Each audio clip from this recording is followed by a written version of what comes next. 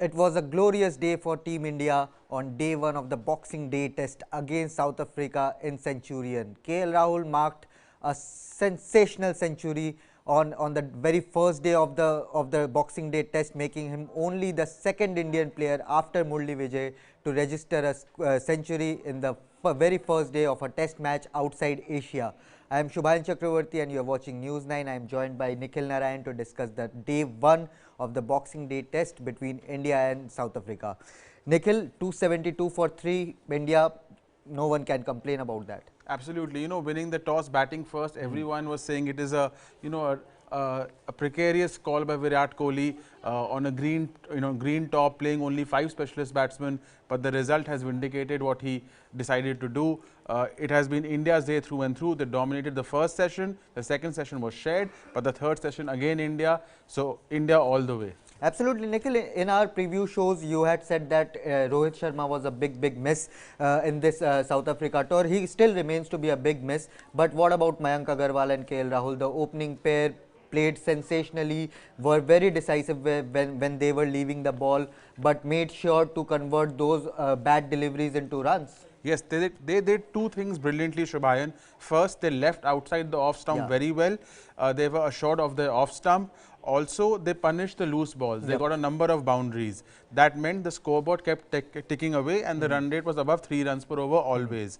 117 runs for the opening wicket, only the third century stand in South Africa, the first in 11 years after Sehwag Gambhir in 210, also at Centurion. So, and also, in these 11 years, whenever India has toured South Africa in 14 innings, the average was barely in the 20s. So this has been a phenomenal performance by Agarwal and Rahul, giving India a platform, giving India the middle order a platform for a big first innings total. Absolutely. Do let us know whether you enjoyed that century opening stand between KL Rahul and Mayank Agarwal. Do leave your comments in the comment section and we will take the best of them when we preview the day 2 and also review the action of day 2 later tomorrow. Nikhil, let's talk a bit about Cheteshwar Pujara here, a golden duck on his on the very first day of the South Africa tour. This will put pressure on him, right? It will put pressure on him, although Pujara still remains a vital cog in India's middle order, top order, at least overseas. I was reading a stat that Pujara has been involved in 4 of the last 800 partnerships for India overseas. So although he's not got the big 100 Shubhayan, he's been a part of those big overseas partnerships which have changed matches, Sydney, Brisbane, etc. So he remains a part. I think Pujara overseas is a plus for India still. It's his home record which is a problem.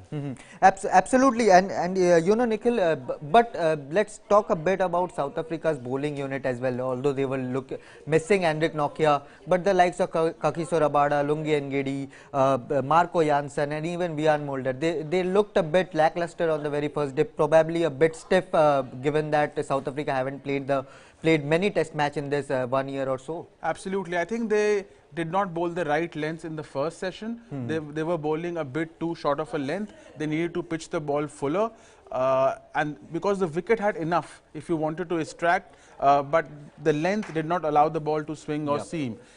They did that in the second session and they were rewarded. So they'll be disappointed with their performance in the first session that let Rahul and Agarwal get away. Also, a little bit of energy and the zest was missing. Apart from Rabada, who was bowling above 140, the rest were bowling in the 130s, which is not good enough against a world-class batting lineup. So overall, a disappointing bowling performance by South Africa. Also a bad selection again, I would say. Leaving out Duan Oliver was one of the biggest calls, given that he has played the entirety of the domestic season and was in the groove when it comes to red ball cricket, right, Nikhil? Absolutely. Duan Oliver should have played. I think they wanted variety with the left armer Jensen, but I think Duan Oliver too much quality and they've wasted a big opportunity. Absolutely, but let's talk about the big one of the day. KL Rahul obviously steals the headline with a sublime century, his 7th of the test career, 6th away from home, which itself speaks volume about his caliber, his quality in the longest format. Absolutely, 6 overseas hundreds. Also he's played in 6 countries and recorded 100 in each one of them.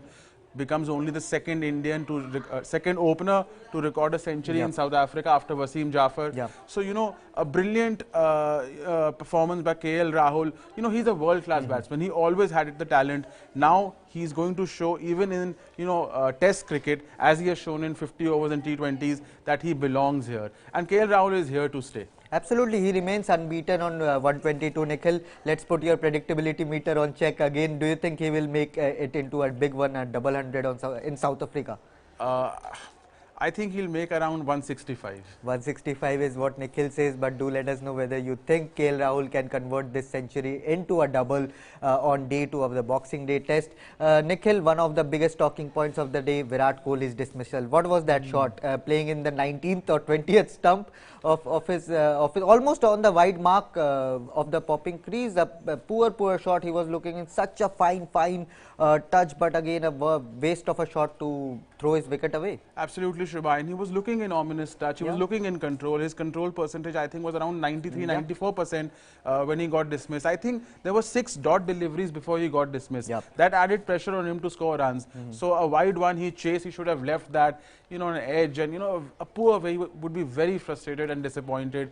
59 innings, Shubhayan, now without an international 100. The test average since that Bangladesh 100 2 years ago is around 26 now, and his overall test average is barely above 50. When it goes below 50, if it goes below 50, then people will start talking. Absolutely, his test career average has already dropped to 50.55, and if he continues his slump, then I think it won't be long before he drops below 50 in the test format. But he still has 1 innings and 2 more tests to convert to get that big one of the much awaited 71st. Nikhil, before we wrap up, let's talk a bit about the most controversial selection decision after Duan Oliver's omission.